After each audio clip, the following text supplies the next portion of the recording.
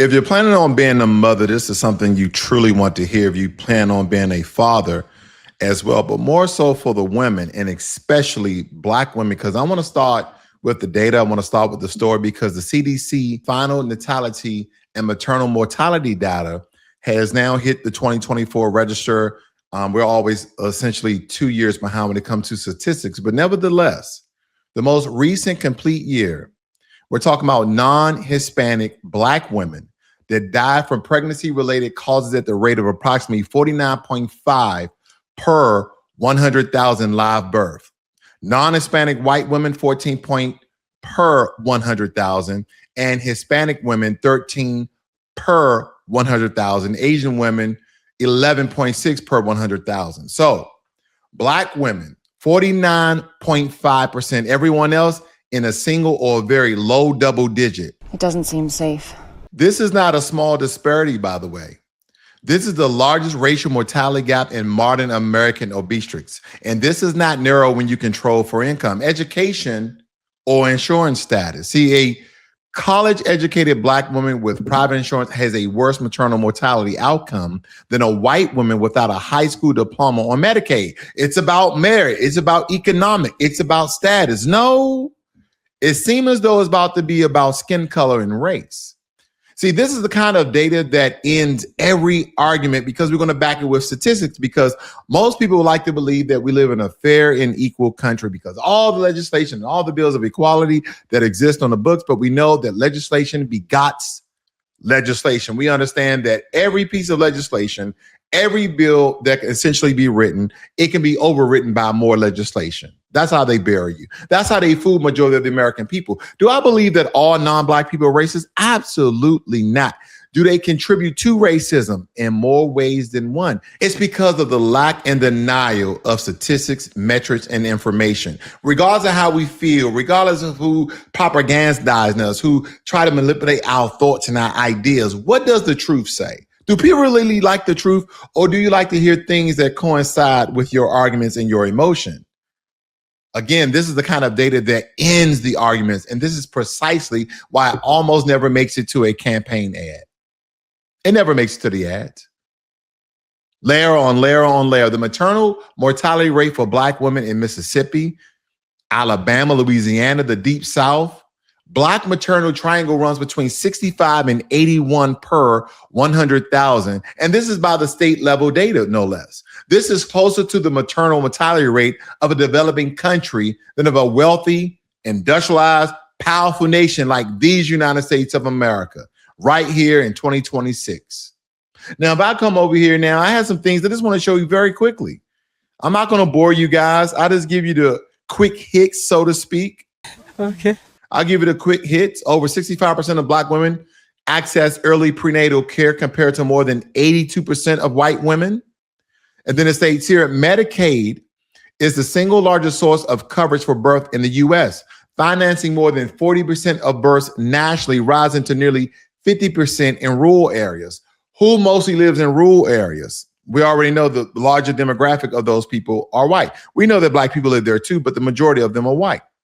And if we dive a little bit deeper inside of these very basic numbers, what we'll seem to find out is that when you take a national 40% of births, then you already know who essentially been funded. Now, it states here that more than 58% among Hispanic mothers and 64% among Black mothers over the last few years, nearly every state has extended postpartum Medicaid coverage up to 12 months in response to the maternal mortality crisis.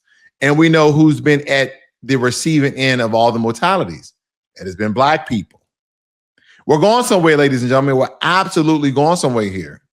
Because when I look at the CDC, National Institute for Children's Health and Human Development, and the Health Resources and Service Administration, most people know it as the HRSA, they have built all these specific federal programs to attack this particular gap. So we don't have Black women as well as their children and their babies dying at a very high rate. Until this month, those programs were the only structural federal lever that Black women had. Why is this important? Because I know a lot of people will ask this question. So I'm going right here to the cdc.gov that collects this data, or up until this point. They have collected this data, but as recent as of March of this year, so only 2 months old. And I'm going to get right down into the nitty gritty. I'm not going to bore you with reading all the text. I'll just get right to the statistics because this is where it's at. Now, this first chart here, what you're seeing is the number of live births, and they broke it down. None of these are joined with other races. All of these are true single races, right? So you have Asian non-Hispanic, Black non-Hispanic, white non-Hispanic, and then Hispanic. And we're looking at the live births right here. So again, up until this is 2018, they should have had a header stuck here, but I digress. Now, you have 500,000 all across the board and started to decline in 23 and 24. Now, we know that all races around the world have seen a sharp decline in the amount of live birth around the world, right? Things are getting more expensive. People are becoming more budget and money conscious. So again, people are not going to live their lives as recklessly. But again, we're talking about like 80,000 to 100,000 decrease per race. So that's a very drop in the human population worldwide. I digress. And again, white women, okay? White women, and I'm saying this because this is from 18 all the way up until 2024. They have been having births, seem as though 2 million. You see this? 2 million. Right here, started to drop around 23 and 24, about 1.7, 1.8 million children. And then you have Hispanics right under 1 million. Okay. Why is this important? Because we're talking about the live births per year. Okay. Live births per year. So you only have 500,000 with Black Americans down to roughly 473,000. And then white women at their lowest number of 24 is 1.7, roughly 1.8. Okay. Now, number of maternal deaths. We have to look at this holistically, and then we're going to get into the percentages because that is where it matters. So we're only going to look at the Black and white one, right? The two historically known races that live amongst each other for a very long time because they put the Native Americans on reservations. So when I look at Blacks, okay, when I look at Black Americans, we're looking at the last 2 years, 247 and 212. We're talking about the number of maternal deaths. 247 and 212. We come down to white women. They are at 259 and 254. And you say, oh, well, Black people are historically lower than white women. So what's the argue here? Now, did you look at the amount of people that were being born? Did you see the ratio there? Did you see it was 473,000 compared to 1.7, 1.8 million? And then we come to the mortality rates. The mortality rates are 3 times the amount at 247 to 212 to 259 to 254. Our numbers shouldn't even be close. Let's dive a little bit deeper here. They did a great job with these charts. Maternal mortality rate, okay, to the third. You have Black people, and these are represented. I'm just going to say these are represented in percentages, okay? 2024 and 2023 respectively. 50.3 and 44.8. Okay, we'll just go with percent for this, okay? Now you have white women mortality rate, 14.5 and 14.2. Again, 3 times the amount. So you can already see the disparities. Now, a lot of people who have and store a lot of animosity for Black people, they're going to state, well, Black people are overweight, or most majority of Black women are overweight because they're not taking care of themselves. They don't know how to do the nutrition. But we can get into food desert. We can get into stress. We can get into systematic racism that cause a lot of these things, but they would just call those excuses, right? Goddamn right. Okay, because not everybody can handle things the way that other groups of people can, like taking guns and killing mass amount of people on a regular. I digress. But again, these are systematic issues that we need to look at in its totality, because people will only have you to look at a bite size, and we're not going to do that. But this is how we eliminate and reduce or quietly reorganize the HHS recession package this week, because I want you guys to really understand what's going on, because we are putting the line items up on the lower third today, because the Maternal Child Health Bureau Health Star program took a 38% funding cut. Here we go again. A Healthy Start is a federal initiative that's funding over 100 community-based maternal health navigation programs in the highest mortality zip codes in the country. 90+% of them serving majority Black communities. We're talking about the Mississippi Delta, the South Side Chicago, East Baltimore, Memphis. The 38% cut translate to an estimated 41 program closures by Q4 of this year. Oh, okay. Now we understand, well, at least some of us understand how racism operates systematically, how it always tends to go into economics and bills. And that's what a lot of people, they don't really truly want to dive into. They don't want to dive into that. Me too. See, pregnancy risk assessment monitoring system was restructured. Restructure is the polite word because the federal funding line that supported PRAMS in 17 states, that's PRAMS, including the entire Deep South Black maternal triangle, was zeroed out. Now, PRAMS is the surveillance system that tells public health researchers and state health departments where Black women are dying and why. Again, statistics, and again, I'm gonna beat the drum on this. This is why this administration is eradicating statistics and metrics, because it will show people very plainly who's being harmed the most by these policies. And this is why this PRAMS system, where Black women are dying and why, it gives them the information on that. Now, if you don't have that information, then they'll be reluctant and ignored.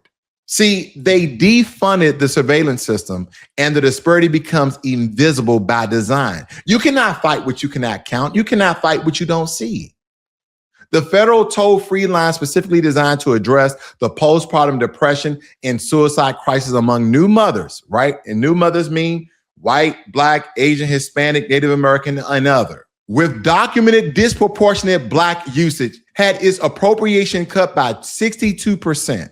The hotline is projected to reduce hours of operation as well as eliminate other languages like Spanish, Haitian, Creole, Amharic, all these different languages service that we have people that we've given citizenship to. So again, they'll be like, English is the national language of America. In some regards, I know President Trump came out with that. What the hell was that all about? And I'm all for it. English should be the language that if you're going to live in this country, work in this country, that you should learn. But again, I'm just giving you the drawback. I'm giving you the reducement. I'm giving you the reduction. See, the Title X family planning grants were reorganized under a new HHS Family Health Initiative. That entire framework that explicitly prioritized fertility supportive services. It had all sorts of coded language for the rollbacks of contraceptives and the access therein, prenatal screening and pregnancy counseling that disproportionately serve Black low-income women in non-expansion Medicaid states. Again, Mississippi, Alabama, Tennessee, Texas, Florida, Georgia. I mean, the same map. You guys it's always the same map. And the NIH National Health on Minority Health and Health Disparities, that's a mouthful, and the National Institute on Minority Health and Health Disparity had its research grant appropriation frozen for this fiscal year. And those funds, the academic research that produces the very racial disparity data that RFK Jr. HHS now claims it does not have enough to justify the policy, so to speak. The freeze is a feedback loop. Defund the research, cite the lack of research as the reasonable not to act. Watch the death happen. And it's going to happen on repeat. Stack those five together, family. This is not budgeting tightening. This is the operational dismantling of the federal Black maternity health response. At exactly the moment with the maternal mortality rate is the highest it's been in a generation. This happens. Yeah, no, I don't take responsibility at all. The reason why we probably need to take a step back and look at this from a bird's eye view, because this is not a one-off cut. This is a pattern. I've been preaching and teaching this for a very long time. It's a pattern. And the pattern is the story, because RFK Jr. has been on the public record for years, in books, in interviews, in all these different podcasts, in his own writings, questioning the foundation of evidence-based public health. Don't get me wrong. I believe RFK have done some great things when it comes to taking dyes out of the foods, flipping the nutrition pyramid on its head versus being fed with a bunch of grain and starch and carbs that get people fat. I totally understand it. I get it. But that doesn't mean that you do good and don't do bad, because, and what we truly understand, there are some good, evil people, because on the surface it's all good, but behind closed doors, when no one's watching or things don't have that much media coverage,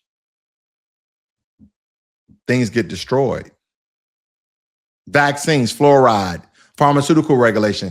He has literally gone on record questioning the very research and methodology that produced the Black maternity mortality data that we are talking about tonight.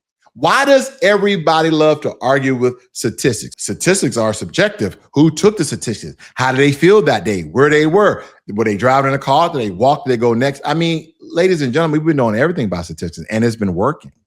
It's been helping. The only thing, in my opinion, that America is behind, I mean, man, that's a loaded question, because we're behind in race relations. We're behind in technology. We are behind in freedoms, at least the way that I view it. And am I stating that Black people are oppressed and depressed? The way that you may view it, no. No, we're not oppressed. We're not enslaved. We're free. But just because you don't see the oppression, just because you don't see the chains and the whips, and you don't see the visual marks, does not mean we're not being held down, depressed, and being systematically destroyed. See, this is what I was talking about for a very long time, is that the way that people view racism as someone calling a Black person the N-word and then knocking them across the head. That racism is still there, especially with the police. Okay, the race soldiers with badges is what I call them. No matter their color, they can be Black as well, but they adhere to the system. And that doesn't mean all police, because not all police are bad. We have really good police. But the point I'm making here is the way they go about legislations and system and eradicating consent decrees, even on the federal level, state level. This is why we have to be more involved in politics. Because the less we are involved in politics, the more racist the country gets. But nevertheless, what we're talking about tonight are the methodologies that produce the Black maternal mortality data that we're referencing. Because when that worldview moves from a podcast microphone to the Office of Secretary of Health and Human Services, the consequences are not abstract. They are statistical. They are demographic. They are symmetrics. His confirmation here in the early of last year included a specific exchange where he was asked about the Black maternity mortality gap. He gave a very vague answer about community level interventions and healthier lifestyles, the same old bull crap, same old word salad. That was his answer to a 4 times the rate mortality crisis. That's what you get. Oh, well, I guess they got to eat better, and we might have to put a couple of more cops in their neighborhood. That's what he said, healthier lifestyles. Now, 15 months later, the cuts have a name on them by the way of RFK Jr. Because if you read the Rescission memo, his signature is on it. This is not happening to him. He is the architect, though, right? And if we look at this, let me be very specific about it, because the national number is really, in some regards, too big to feel. When you look at Mississippi, already the worst state in the country for Black maternity mortality, Healthy Start programs in Jackson, Hattiesburg, and the Delta region are protected to lose between 3 and 5 clinical sites by Q4 of this year. The state has already declined Medicaid expansion. And the PRAMS data that I was telling you guys prior to, that collection is now defunded. No more statistics, so we don't know what's going on. It's kind of like if you had kids and you know that they need help. It's almost like if you had a group of people and you put them inside of home and you lock them in and you knew that they need resources and benefits. And even though they can peek out the door, they can even walk around and look for you and ask for help, and you just walk right past them like you don't know them. It kind of reminds me of that. Don't ask me why. It may not be a good metaphor, it may not be a good example, but that's what I look. You walk past them, you say something to them, they just keep walking. But they go back to that house because you said you was going to come back and you was going to help. See, the next Black maternity death in Mississippi Delta will happen with no federal surveillance tracking system because he's pushing that all to the states. Alabama, one of those Black belt countries, you're talking about Wilcox, Lowndes, Perry, Green. They have maternal mortality rates for Black women that exceed sub-Saharan Africa benchmarks. Lordy, that would be really bad. The Healthy Start cuts hits these countries first, and they hit them the hardest and without backup. Louisiana, New Orleans East, and the rural parish were two of the largest Title X service regions for Black women in the country. The reorganization is projected to defund 3 primary clinics by this August. And then Memphis, already designated a maternal care desert by the March of Dimes.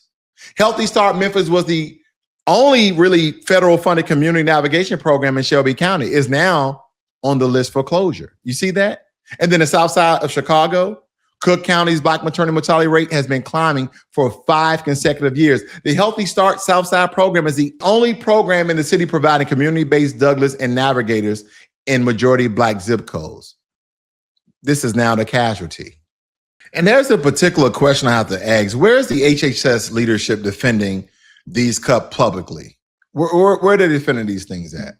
Where are the Senate hearings at? Where are the cabinet level press conferences explaining how a 38% Healthy Start cut squares with the maternal mortality numbers? Everybody is silent. Everyone is falling in line on this.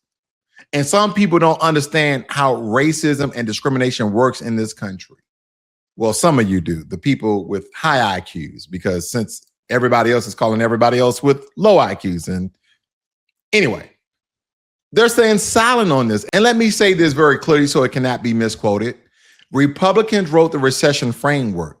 And that doesn't mean all Republicans are bad, because that's what some people will state. But the Republicans are the one who wrote the recession framework. RFK Jr. signed the implementation memo. This is on record, but the Democratic majority that controlled HHS from 21 to just last year, they had 4 years to write the Black maternity mortality reforms into permanent law. They did not.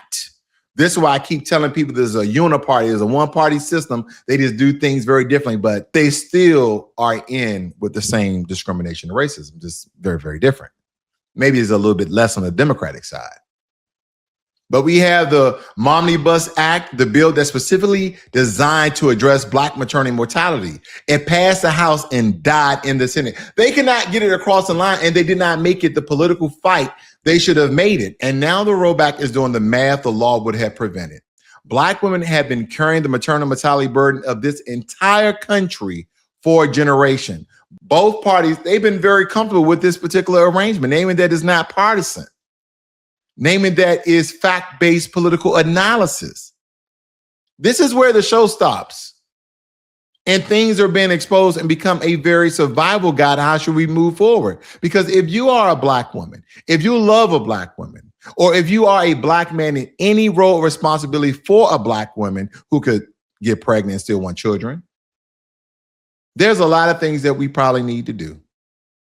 Find a Black-led birth justice organization in your state, in your region, somewhere where you live. There's a lot of them. Right? I think they have what they call the Birth Equity Collaborative. You can look at it, may be something similar in your area. The Roots of Labor, and I think that's out of San Francisco or California somewhere. They've been doing the federal government's job long before they did all these 38 to 40% cuts. So we have to really look at this and have your women to hire a doula. If you're pregnant or planning to be, build doula services into the birth plan. Because the federal hotline is being cut, the community navigators are losing funding, and a doula is not a luxury. Because in 2026, in this country, for a Black woman, a doula is a survival advocate because many states still cover doula services through Medicaid. Check yours tonight. And here's another thing. When you're covered by Medicaid and it's nationwide, let's take, for instance, your state doesn't cover a doula, then what you can do is have the baby in another state. Maybe he was on vacation. Maybe he was on a work trip. Maybe he was driving through to see family, whatever it may be. That way you can have a doula. I mean, you might have to set it up. You know, everybody do a little fraud. But anyway, document everything in clinical settings, every appointment, every concern raised and dismissed. You damn near have to do some of the things that a healthcare administrator would have to do. Keeping track of your own records and your visits and what you're taking and what you did, etc. But this is what we have to do. And we understand that. Here's another thing. Have a support system. Bring a partner or a family member to every visit when you can. Have them taking notes, because Black women in this country are routinely dismissed in clinical settings. If you guys look at the story behind Serena Williams, Olympic gold medalist, almost died postpartum because clinicians ignored her. Hypocrisy, my friend. And if it can happen to her, it can pretty much happen to anyone. I mean, she's well-renowned. Millions of people love her. Millionaire, billionaire almost. Who knows? I'm just saying. You have to know the signs of postpartum complications. If you're having severe headaches, vision changes, chest pains, severe shortness of breath, heavy bleeding past 2 weeks, if you experience any of those, you shouldn't be waiting to go to the ER. Go to the ER. Because if you are dismissed, go to a different ER. And then if you are dismissed, go to a different ER. Document the dismissal. And what we need to do, ladies and gentlemen, is donate to Black-led maternal health organizations this month. Because Healthy Start is being cut by the federal government. And Black-led nonprofits are about to be literally the only thing standing in the gap. $25 from, 10,000 of us is $250,000 in community-based prenatal care that the federal government just walked away from.